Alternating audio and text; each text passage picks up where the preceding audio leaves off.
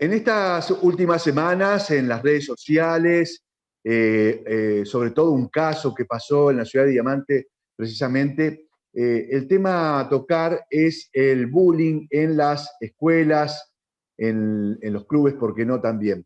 Para eso tenemos a un especialista con el cual podemos charlar sobre este tema.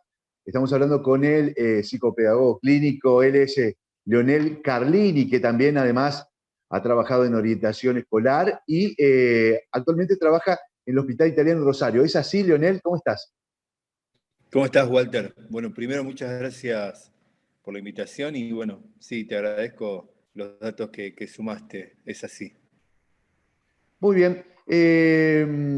Dado el caso y en las redes sociales se viene compartiendo este tema del bullying, contanos un poco cómo se viene trabajando ese tema en lo que es las escuelas y por qué no en los clubes. ¿Estás al tanto, obviamente, de todo esto?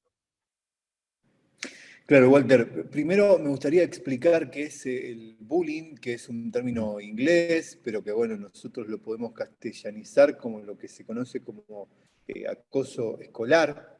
Es una forma de violencia, es una forma de violencia sostenida específicamente por un grupo y tiene dos características. Primero, que está sostenida por un grupo, y lo segundo es que es sistemática.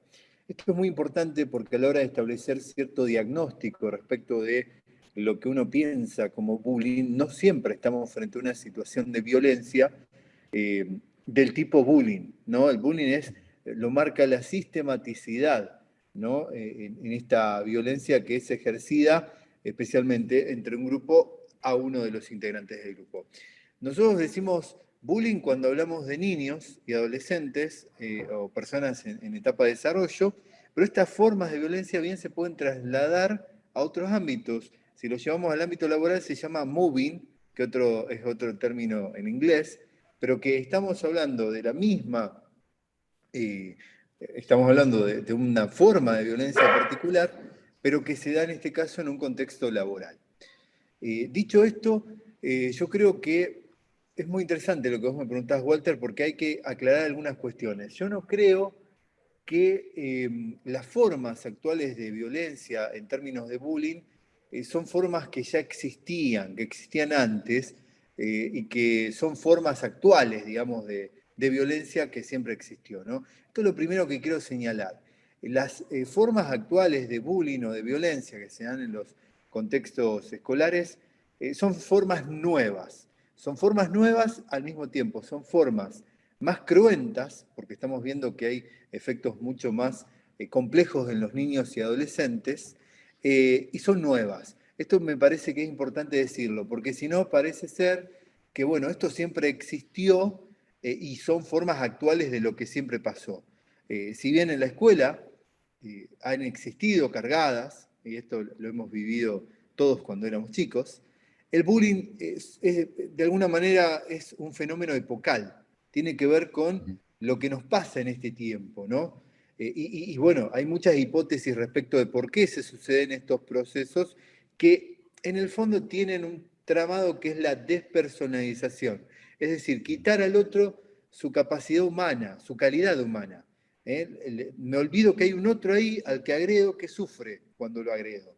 Entonces, esa característica de despersonalización tiene que ver con estos tiempos y con muchos factores que invitan a que esto suceda, ¿no?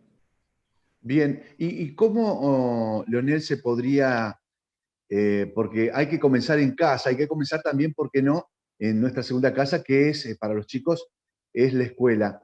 Se le hace muy difícil generalmente a los docentes, hasta los mismos padres también, saber si su hijo está siendo acosado por bullying, ya sea físico o verbal, y también en las escuelas, los maestros. ¿Cómo se puede hacer para detectar esto? ¿Qué tipo de atención hay que tener sobre los chicos o los jóvenes?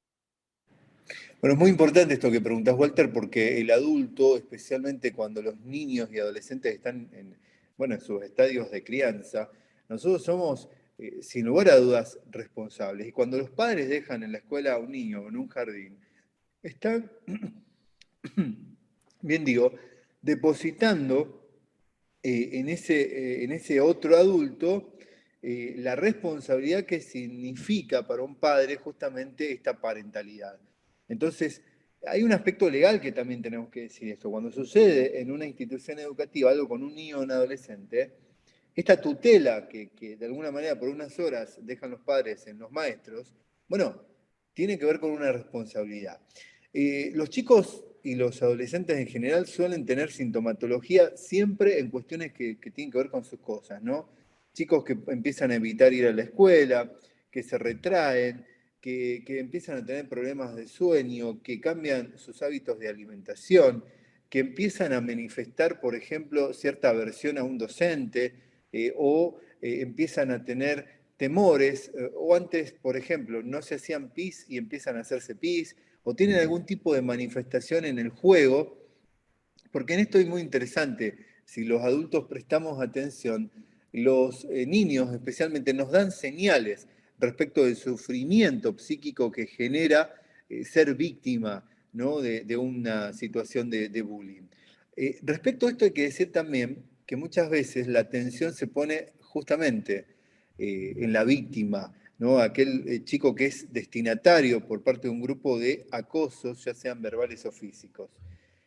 Pero muy poco se presta atención al victimario, ¿no? O a la persona que aparece ahí como, de alguna manera, el portavoz de un grupo y agresor. Y muchas veces nos encontramos en el trabajo clínico que el victimario es víctima también de situaciones de violencia. La violencia se aprende, digamos, nadie nace violento, ¿no? Hay una, digamos, hay algo que tiene que ver con la agresión, ¿no? Que es un rasgo humano, pero la violencia es algo que se aprende, y como se aprende también se puede desaprender mediante procesos ya sea terapéuticos o de reflexión en el ámbito educativo. Pero si yo crezco con lo que los psicopedagogos llamamos anomia, que es estar viendo algo que para mí es normal, pero para la sociedad no es normal.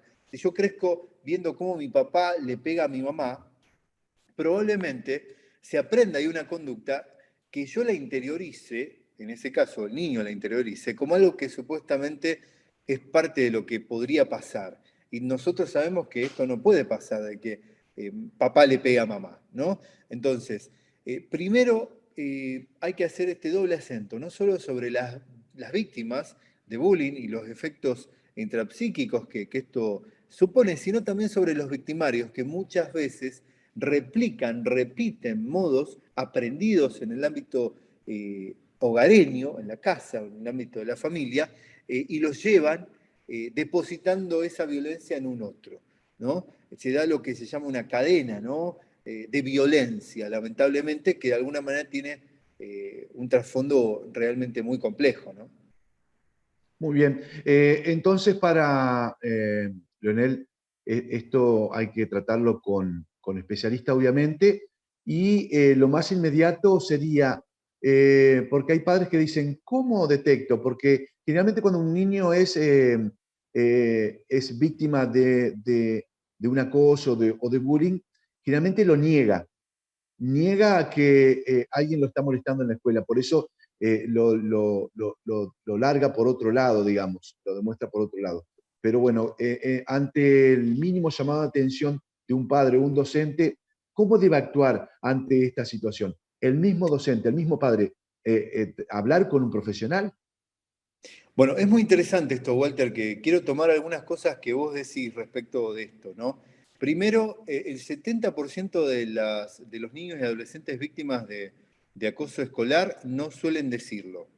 Ese es un dato estadístico, ¿no? Solo un 30% de los chicos manifiestan que están padeciendo esta situación. Entonces los adultos podemos hacer muchas cosas, desde lo educativo y también desde lo familiar. Lo primero que hay que reflexionar, especialmente con esto que es un efecto epocal, es la instalación de legalidades, o lo que ustedes pueden entender como normativas.